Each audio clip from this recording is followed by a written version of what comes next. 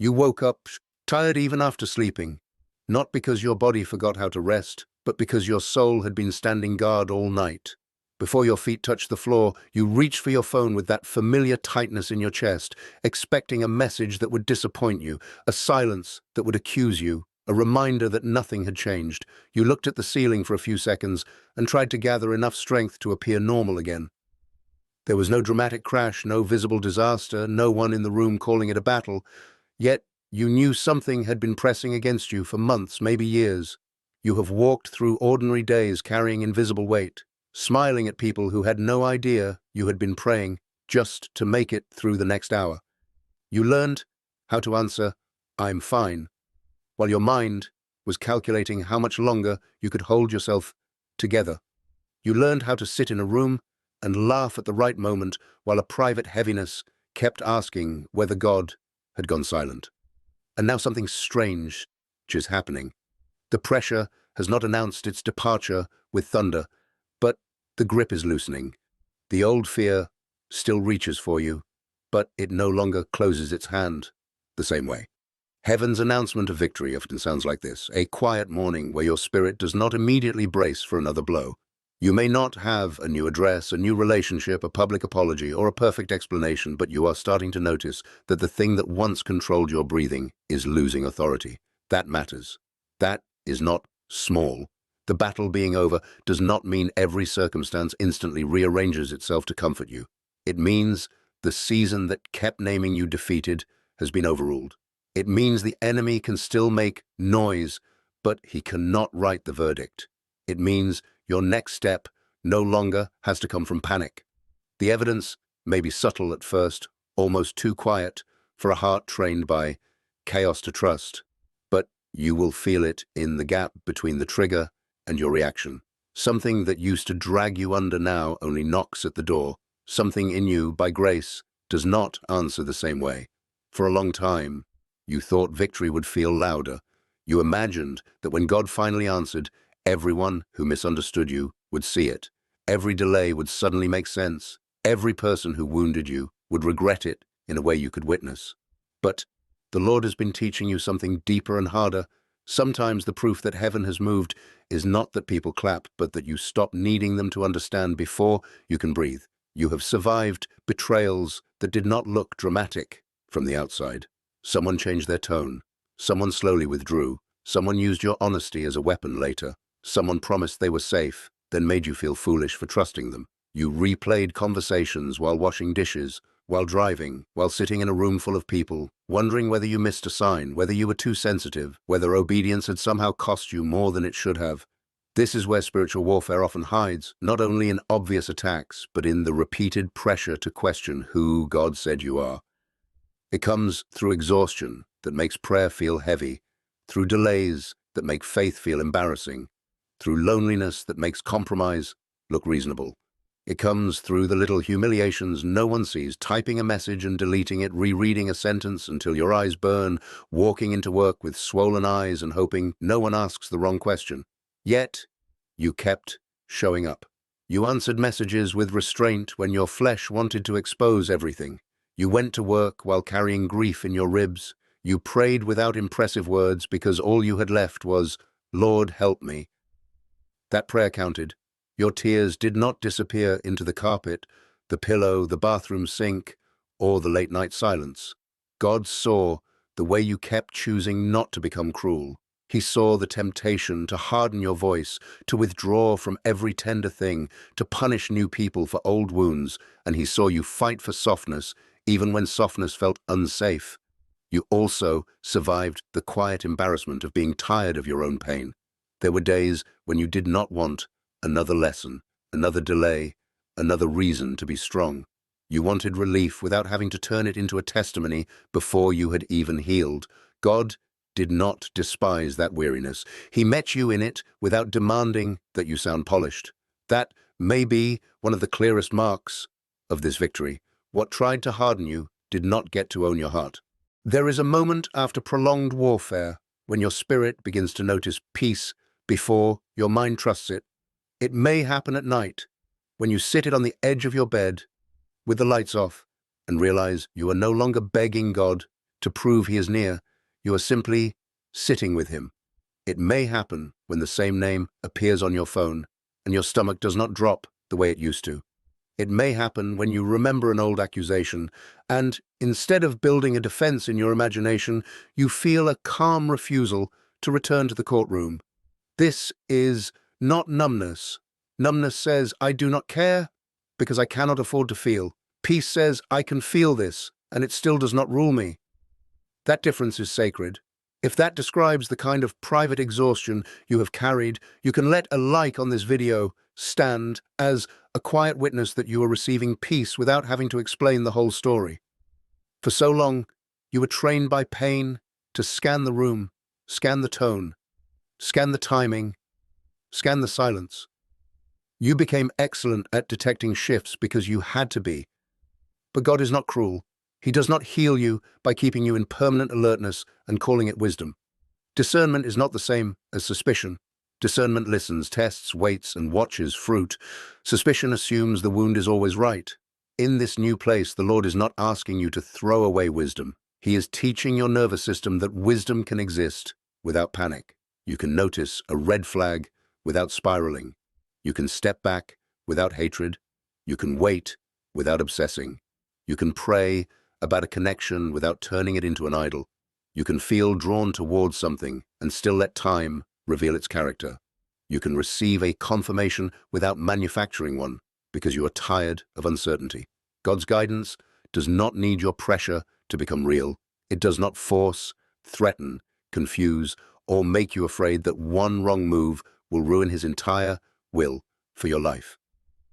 Victory begins to show itself when your obedience no longer feels like frantic damage control, but a steady alignment with God's peace. It is quieter than panic, but it is stronger. The people who hurt you may never describe what happened honestly. And that has been one of the hardest parts. You wanted the truth to stand up in the room and speak for itself. You wanted someone to say, you were not imagining it. You were not asking for too much. You were not wrong to feel wounded by that. Instead, you had to keep living while the story remained messy. Maybe you watched someone who betrayed your confidence continue to be admired. Maybe you carried the consequences of a decision you did not create. Maybe you were blamed for changing after pain changed the conditions around you. Maybe the person who wounded you learned how to speak calmly in public while leaving out the private details that would have made the story whole. This is why the victory God gives has to reach deeper than public correction. If your peace depends on every hidden thing being exposed on your schedule, then your heart stays tied to the behavior of people who may never handle truth with humility. Heaven's verdict releases you from that prison. It does not require you to pretend betrayal was harmless, and it does not ask you to keep giving access to people who repeatedly mishandle your spirit. It simply tells you that their version of you is not your identity. You can set a boundary without delivering a speech. You can forgive without rebuilding the bridge. You can stop checking whether they noticed your absence. You can let God be judge without secretly hoping judgment looks like entertainment. That is maturity, not weakness. The battle that tried to bury you used unfair treatment as evidence that God had forgotten you. But unfairness is not absence. Joseph had years when the facts looked like abandonment, yet the hand of God was moving in places no one could explain at the time. Your story does not need to imitate his story to carry the same principle. Hidden does not mean discarded. Misrepresented does not mean unseen. Delayed does not mean denied by God. Sometimes the Lord's protection is not immediate escape, but the preservation of your inner life, while everything around you tries to provoke a reaction that would make you forget who you are. Sometimes protection looks like not getting the final conversation, because the final conversation would have reopened a wound God was already closing. Sometimes it looks like distance that hurts at first, then later reveals how much confusion you had mistaken for love. Isolation has been one of the tools God allowed, but did not waste. That sentence is difficult because loneliness can feel like rejection wearing spiritual language. You may have sat at a table with people you used to feel close to and realized you were editing yourself before speaking. You may have stopped sharing good news because you did not trust the energy that came back. You may have gone through a birthday, a holiday, or a hard appointment with fewer people checking in than you expected. The ache was real. You do not have to pretend it was noble every day. Some nights, you may have looked at the ceiling and asked God why obedience seemed to make your circle smaller. Some mornings you may have watched other people move through life, surrounded by easy companionship, and wondered whether you had become too guarded to be known. But in that quiet, God showed you patterns you were too busy to notice before. He showed you which conversations left you confused and which ones brought you back to peace. He showed you the difference between people who enjoy your gift and people who care for your soul. He showed you how often you were performing strength so no one would feel inconvenienced by your need. Chosen does not mean better than others. It means accountable for what God reveals. It means you do not get to keep calling chaos connection just because you are afraid to be alone. It means you cannot keep shrinking your convictions to remain invited into rooms where your spirit is constantly grieved. Hidden preparation often looks like ordinary restraint, not sending the long message, not reopening a door because one lonely evening made the past look softer than it was, not forcing a conversation after God already gave you enough information through repeated behavior, not confusing chemistry with covenant or intensity with confirmation. In that lonely place, you were learning to let peace become evidence. You were learning that a God-ordained connection will not require you to abandon your discernment, your prayer life, or your dignity. It will draw you toward patience, truth, consistency, and humility. The battle over your identity begins to end when you no longer accept confusion as the price of being loved. The isolation stripped away the audience, and that exposed the motive. Would you still choose obedience when no one praised it? Would you still guard your heart when no one understood the cost? Would you still believe God was kind when his protection felt like being pulled away from what you wanted? There is also a false version of victory that you must refuse, because it will try to visit you right as the real peace arrives. It says, now prove you were right, now make them see, now post the sentence that hints at everything, now answer coldly so they can feel what you felt. That voice may sound satisfying, but it is still tied to the battlefield. It keeps your hands wrapped around the same weapon that exhausted you. God's victory does not turn you into the person who wounded you with better language. It frees you from needing to mirror the spirit that attacked you. A counterexample matters here. Sometimes a quiet season is not divine rest, but avoidance. Sometimes a person says they have peace because they do not want to face consequences, apologize, seek counsel, or make practical changes. That is not the rest being spoken over you. The peace of God can be tender, but it is never dishonest.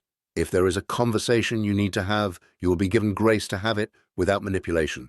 If there is help you need to seek, the Lord will not shame you for calling the counselor, the doctor, the pastor, the trusted friend, or the person who can sit with you without turning your pain into gossip. If you need to repair what your survival mode damaged, victory gives you enough humility to do it. The battle being over does not make you untouchable, uncorrectable, or exempt from wisdom. It means the specific oppression that kept you reacting from fear is losing its rule. You can now look at your life without flinching from every detail. You can admit where you are tired. You can admit where you're angry. You can admit where you hoped God would move differently. And still, beneath all of that, there is a deeper steadiness saying, I am not being destroyed. I am being led out. That steadiness is not hype. It is the sound of chains losing tension. It also means you stop calling every inconvenience warfare. Some things are discipline. Some things are grief. Some things are consequences. Some things are simply life in a broken world. Mature victory can tell the difference because it is no longer desperate to turn every pain into a prophecy. The Lord is not making you dramatic. He's making you clear. Now comes the unfamiliar assignment of releasing the armor. Not the armor of God, not truth, righteousness, faith, salvation, or the word that holds you together, but the armor you built from fear. The habit of rehearsing arguments with people who are not in the room. The constant checking of your phone to measure whether you still matter. The need to explain your tone, your absence, your boundary, your healing, your exhaustion, your silence. The way you enter a normal conversation prepared to defend yourself against an accusation no one has made yet. You are allowed to breathe before everything is fixed. You are allowed to rest before everyone agrees. You are allowed to stop proving that you are strong to a world that did not see what it took for you to remain gentle. This is where many chosen vessels struggle, because survival can start to feel like identity. When peace comes, it can almost feel suspicious. You might wake up and not feel dread, then wonder what you're forgetting. You might laugh at something simple and then feel guilty, as if joy is disrespectful to what you survived. Let the guilt pass without obeying it. In the comments, answer this one question. What fear has finally started losing its grip on you? Name it carefully. Not to give it power, but to recognize that it is no longer sitting on the throne of your decisions. Maybe it is the fear of being abandoned, the fear of being misunderstood, the fear of starting again, the fear of silence, the fear that God's timing means you have been overlooked. Whatever it is, do not rush to sound spiritual about it. Be honest. The Lord can meet honesty more deeply than performance. Your new season will require that strength, but not the kind that keeps your shoulders raised all day. It will require a surrendered strength, the kind that can leave the phone face down, drink water, eat a real meal, go outside for 10 minutes, and let one evening be peaceful without asking pain for permission. It may feel awkward to live without constantly bracing, because your body learned defense faster than it learned trust. Give yourself patience. Rest is not laziness when God is the one leading you into it. Rest is obedience when the old battle taught you to worship urgency. Healing often looks unimpressive to people who expected a dramatic reveal. It looks like folding laundry without replaying the betrayal. It looks like driving past a place that used to trigger you and realizing your chest stayed open. It looks like hearing someone's name and not needing to investigate, compare, or silently compete. It looks like praying at night and not using prayer as a way to control outcomes, but as a place to be held. For months, maybe longer, anxiety trained you to treat calm as a trap. When nothing bad happened for a few hours, your mind searched for what it had missed. When someone was kind, you wondered what they wanted. When a door opened, you expected it to slam. That is what long pressure does. It teaches the soul to expect impact, but the Lord is patient with the body too. He does not only speak to your beliefs, He tends to the places in you that learned fear through repetition. So, when old panic knocks, you do not have to condemn yourself for hearing it. You simply do not have to let it move back in. You can say, I remember that voice, but I do not have to follow it today. You can pray a short prayer in the grocery store, in the parking lot, in the hallway before a meeting. God, keep me present. You can answer one message without performing warmth you do not have, and without punishing someone with coldness they did not earn. You can let discernment be clean. You can let your yes be honest and your no be peaceful. The war over your mind did not only try to make you sad, it tried to make you distrust every good thing before it had the chance to grow. That is why this victory is so quiet and so holy. It is not just that an attack stopped. It is that your soul is learning not to organize its life around the expectation of another attack. You may still have moments when your chest tightens, when a memory arrives uninvited, when you need to step outside and breathe. That does not cancel the victory. Healing is not proven by never trembling. It is proven when trembling no longer makes your decisions for you. This is where your daily choices become spiritual again in a very ordinary way. You wash your face instead of lying in bed, rehearsing fear. You open the blinds. You take the call you have been avoiding. You make one honest plan for the day and stop punishing yourself for not solving your whole life before noon. God's timing can feel severe when you're in the middle of it. You watched months pass with no visible movement, while people told you to be patient, as if patience did not cost you anything. You saw others step into things you had prayed about for years, and you tried to celebrate them without letting envy poison your mouth. You kept doing the next right thing with no guarantee that anyone would notice. This is where surrender became impractical, not poetic. It was choosing not to manipulate a response. It was refusing to turn a possible connection into an obsession because you wanted relief from loneliness. It was letting someone's consistency speak louder than your imagination. It was recognizing that peace does not pressure you to abandon wisdom. It was not sending another paragraph to convince someone to value you. It was asking God to close doors you were not strong enough to close emotionally, then grieving when he actually did. Those moments were not wasted space between promise and fulfillment. They were the place where your appetite changed. You stopped craving anything that merely distracted you from pain. You began wanting what could carry peace. This is why the next season begins from rest, not survival. You will still need discipline. You will still need counsel. You will still have days when old thoughts try to rehearse the old story. But now you know the difference between a test and a prison. A test invites obedience and produces clarity. A prison loops the same fear until you forget there is a door. The season that broke your sleep, twisted your discernment, and made you feel guilty for needing tenderness has reached its limit. Not because you forced it to end, not because you finally found the perfect words, but because God has authority over seasons that people, wounds, and spirits do not have permission to extend. The Lord's timing is not always comfortable, but it is clean. It does not require panic to complete what he began. It does not need you to chase what he has not released. It will teach you to move when grace opens the way, and to stay still when movement would only be the fear-wearing activity as a disguise. So, when you feel that strange calm, do not rush to explain it away. Do not call it laziness, because you are not fighting in your mind every second. Do not call it weakness, because you no longer want to keep score. Do not call it denial, because your body is finally unclenching after carrying what no one could see. Sit with it. Let the morning be quiet. Let the message remain unanswered until you can respond from peace instead of injury. Let the apology you never received stop being the doorway to your future. Let the people who only understood the old version of you meet the boundary of your growth.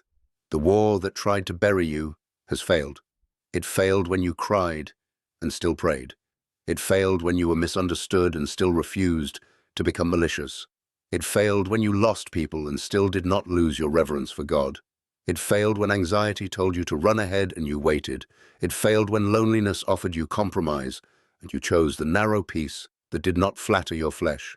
Heaven's victory over your life may not look like noise today. It may look like a deep breath you did not have to force. It may look like sleep returning slowly. It may look like your hands no longer shaking when you remember what happened. It may look like your spirit standing in the same place where it once collapsed and realizing the atmosphere has changed. This is the final confirmation your weary heart needed. The battle that tried to rename you does not have naming rights anymore. You are not stepping into what comes next as a survivor, begging for a break. You are entering from rest with God beside you and the old war behind you, not erased from memory, not turned into a story you have to perform, not used as proof that you are superior to anyone else, but placed behind you as evidence that grace kept what pressure could not destroy. The silence that used to frighten you can become space now. The waiting that used to accuse you can become ground beneath your feet. The same God who kept you in the unseen place is not confused about how to lead you in the open one. The door ahead may open quietly. Walk through it without dragging the battlefield with you.